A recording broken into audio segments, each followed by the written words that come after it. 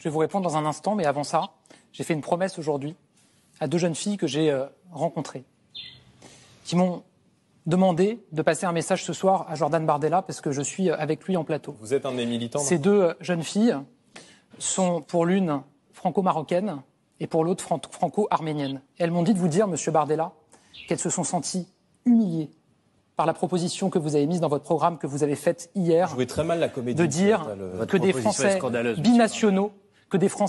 binationaux, ne seraient pas suffisamment dignes de confiance pour occuper des responsabilités dans la fonction publique. Il y a 5 mois, Madame Le Pen avait déposé une proposition de loi pour interdire purement et simplement la fonction publique aux binationaux. C'est une proposition qui date de Jean-Marie Le Pen. Vous êtes en ça constant dans votre famille politique. Comme 3,5 millions de Français binationaux, elles se sont senties injuriées et humiliées. Parce que le message que vous faites passer, c'est que quand on est binational, on est demi-national, qu'on serait en fait pas des vrais Français, et qu'on ne serait pas digne de confiance pour occuper des... Après, ça, moi je trouve ça regrettable d'en arriver là, et surtout pour des gens qui seraient nés, grandis en France et qui voudraient ou auraient la vocation de travailler pour le service public. En quoi serait-il différent d'une personne qui seraient soi-disant nés de parents français en France, puisqu'ils vont à la même école, ils ont la même culture, ils ont la même éducation. La culture qu'ils vont acquérir à l'école, c'est la même. Et même chez les Français, soi-disant qui sont déjà français, on trouve quand même quelques spécificités ou quelques différences. Donc pourquoi ne pas accepter que d'autres personnes qui ont grandi, qui sont nés, qui ont grandi ici, qui ont la même culture que vous, qui ont fait la même école que vous, qui partagent les mêmes valeurs que vous, puissent travailler dans l'administration publique. Je ne comprends pas pourquoi il y a une présomption de vertu pour ceux que l'on considère comme français et il y a une présomption de soupçon sur les binationaux. Et surtout là, on dit binationaux, on considère les Français, même pas les immigrés. Je ne comprends pas cette différence. Et c'est en cela que Jordan Bardella me pose problème à moi. Non seulement son âge me pose problème, son incompétence aussi me pose problème, mais sa fixation, non pas sur l'immigration clandestine, mais sur des Français qui seraient d'origine, que lui, il juge différent, alors que lui-même, il est d'origine algérienne, ça me pose un vrai problème. Par votre proposition, parce que le message que vous passez, c'est qu'ils ne sont pas dignes de confiance. Manuel Bompard, vous pouvez plus répondre. C'est non. C'est ça ce que vous dites. Bah si, c'est ce que vous dites. Bon, j'espère que vous allez vite faire vos cartons parce que vous n'êtes pas au niveau de la fonction que vous occupez, monsieur Attal. Mais vous l'avez parfaitement assumé. Quand je vois le niveau de vos arguments, je comprends qu'on soit réunis là tous les trois et je comprends que monsieur Macron ait cherché à vous licencier. Jordan Bardella, s'il vous plaît. Et là encore, il n'apporte pas de vraies réponses à cette préoccupation des Français. Et ce problème-là ne se pose pas qu'avec les gens qui sont issus des pays d'Afrique ou subsahariens ou je ne sais pas quoi. La dernière fois, il y avait une dame italienne qui vit en France et son enfant est né ici, a grandi ici, et dont elle a appelé pour avoir des précisions sur qu'est-ce que Jordan Bardella voulait faire avec le droit du sol. Un membre du parti de Jordan Bardella disait que le droit du sol va être supprimé, y compris pour cet enfant-là. Et la dame, elle était choquée. Et il y en a qui s'inquiètent de votre programme, et c'est le cas notamment d'Antonella, qui nous appelle de Béziers. Bonjour Antonella. Bonjour. Vous êtes chef d'entreprise italienne, me semble-t-il, vous et votre mari, et vous vous inquiétez pour votre fils. Je vous laisse poser votre question à Franck Alizio qui vous écoute. Oui, bonjour. Bonjour. J'ai entendu dire qu'apparemment, si le RN arrivait en tête, il comptait enlever le droit du sol. Et je voudrais savoir comment ça allait se passer, si c'était aussi pour les enfants de parents européens. Est-ce que c'est le cas, Franck Alizio? Je crois que votre fils, il a 13 ans, c'est ce que vous nous avez mis sur votre message, hein, Antonella, c'est ça? Il va avoir 13 ans, et normalement, à 13 ans, il s'apprêtait à demander la nationalité française, hein? Exactement. Alors, si l'un des deux parents est français, mécaniquement, les deux sont italiens. Justement les droits du sang, il est français. Si aucun des deux parents n'est français, alors il pourra faire une demande de naturalisation, ça ne changera pas grand chose, à l'âge de 16 ans, et cette naturalisation, si il remplit toute une série de critères, alors il pourra être français. Ce ne sera donc pas automatique? Ce sera pas automatique, exactement. Le changement, c'est que ce sera plus automatique. La nationalité s'héritera, par ses parents ou se méritera. Antonella, il est né en France, votre fils ? Tout à fait, à Saint-Cloud.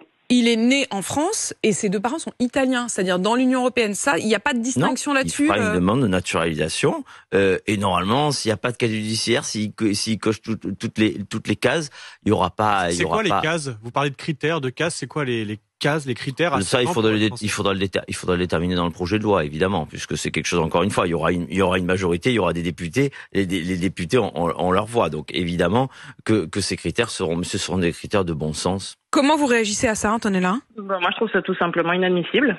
Parce que déjà, en France, souvent, on parle du droit du sol. Les gens pensent que les enfants naissent et tout de suite, ils ont la nationalité française. Ce n'est absolument pas le cas. Donc, même pour des enfants nés de parents européens. Je trouve ça inadmissible, en fait. Et vous avez pas du tout la nationalité française, vous, Antonella ? Non. Non ? Et effectivement, et votre fils le souhaite avoir la nationalité française ? Un parcours scolaire qui n'a pas été en année consécutive en France, ce qui fait que ça bloque et qu'à un moment donné, j'ai abandonné. Vous avez abandonné. Je paye des impôts.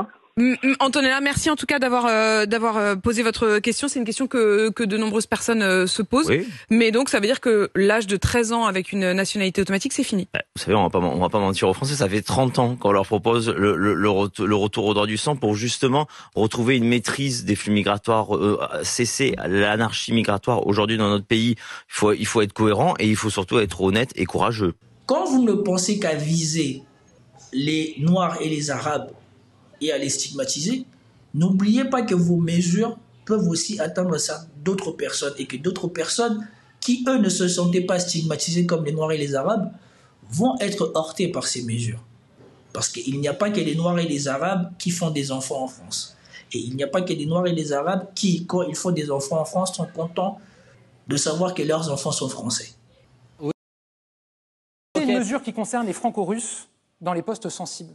Oui ou non ? Est-ce que vous pouvez dire aux Français qui nous regardent qui est Madame Tamara Volokova ? Oui ou non ? Est-ce que vous pouvez répondre à cette question ? Qui est Tamara Volokova ? Allez-y, parce que vous semblez bien... Tamara Volokova, c'est votre conseillère au groupe ID au Parlement européen, qui vous représente à la Commission des Affaires étrangères sur les questions de sécurité et de défense. Il se trouve qu'elle est franco-russe, qu'elle assiste à des réunions à huis clos. La Commission, c'est pas une centrale nucléaire. Mais qu'elle assiste à des réunions à huis clos avec des informations confidentielles. Pour vous, le pays appartient à tout le monde. Donc, je pense qu'avec les services de l'État, elle assiste à des réunions à huis clos avec des informations confidentielles sur la guerre en Ukraine. Je ne remets pas du tout en cause ici son indépendance. Je ne fais aucune accusation d'ingérence. Salir devant des millions de Français. C'est vous qui dites quand on a un poste à responsabilité, un poste sensible sur des sujets sensibles, on ne devrait pas être assistant parlementaire, monsieur Attal. Mais elle est conseillère à la Commission des Affaires étrangères sur les sujets de sécurité et de défense. La réalité, c'est que votre proposition, elle ne concerne pas du tout les franco-russes sur des postes importants. C'est un moyen d'envoyer un message en vous disant que ça vous fera gagner des voix, qui consiste à dire que quand on est binational, qu'on a deux nationalités, dont la nationalité française, on n'est pas digne de confiance et d'exercer des responsabilités. Nadia Hay, qui est derrière moi, qui est franco-marocaine, est-ce qu'elle n'est pas digne d'être députée de la nation ? Elle est parfaitement française. Mais M. Bardella, il est comme le coq de Chantecler. Quand il fait cocorico, il pense que c'est lui qui fait lever le soleil. Mais ça existe déjà. La patronne de la DGSI, le patron de la DGSE, ils ne sont pas binationaux. Je vais apprendre à M. Bardella quelques instants, mais il m'aurait posé la question, on lui aurait répondu bien volontiers, que évidemment que les emplois les plus sensibles, il y a des entretiens d'habilitation. Les membres de mon cabinet, par exemple, évidemment passent un entretien d'habilitation et on regarde leurs faiblesses. Ça peut être une binationalité, bien évidemment. Ça peut être aussi l'argent, ça peut être aussi une faiblesse familiale. Et on ne donne pas d'habilitation, on n'a pas ce genre de poste quand on a une faiblesse ou quand on a un doute, comme la binationalité sur certains postes. Mais par ailleurs, moi, j'aime pas cette façon de trier les Français avec les binationaux. Surtout, il n'est pas cohérent, M. Bardella. Il a investi lui-même des binationaux. M. Meyer Habib, qui est un homme... voilà, moi, que je siégeais avec Meyer Habib, j'ai rien contre lui du tout. Voilà, ça, il n'est pas d'accord avec moi. Voilà, je suis pas d'accord avec lui, mais je le respecte en tant qu'homme. M. Meyer Habib, il est franco-israélien et il est investi par M. Bardella. Donc on peut donc être député binational, ça pose pas de problème à M. Bardella, mais on jette l'opprobre sur 3 millions de franco-américains, franco-algériens, franco-portugais, franco-marocains. Alors que M. Bardella soit cohérent. Le problème, c'est qu'il n'est pas prêt pour le pouvoir. Il raconte n'importe quoi à n'importe quel moment. Il y a aujourd'hui beaucoup de gens qui ne regardent même pas ce qu'il propose parce qu'ils ont une colère, et moi je peux l'entendre. Mais vous voyez ce genre d'exemple de « je divise la nation », je dis zut à plein de binationaux. Marie Curie, elle est née polonaise. Joseph Kessel, il est né en Argentine. Charles Aznavour, il était binational. Ça ne sert à rien de trier les Français comme ça. En revanche, si jamais ils pensent que la binationalité, c'est dangereux, qu'il la supprime ou qu'il n'investisse pas, par exemple, des franco-israéliens.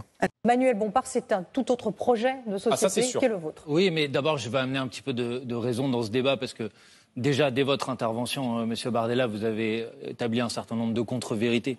Vous savez, il y a 19 millions de Français qui ont un ancêtre étranger. C'est un Français sur 4. Oui, j'en ai moi-même beaucoup d'ailleurs. Vous en avez vous-même d'ailleurs. Parfaitement. Et je dois vous dire, Monsieur Bardella, que quand vos ancêtres personnels sont arrivés en France, je crois que vos ancêtres politiques disaient précisément la même chose que ce que vous dites aujourd'hui. Et je trouve ça dramatique qu'aujourd'hui, vous soyez dans la peau de vos ancêtres politiques de l'époque. Parce qu'on disait la même chose.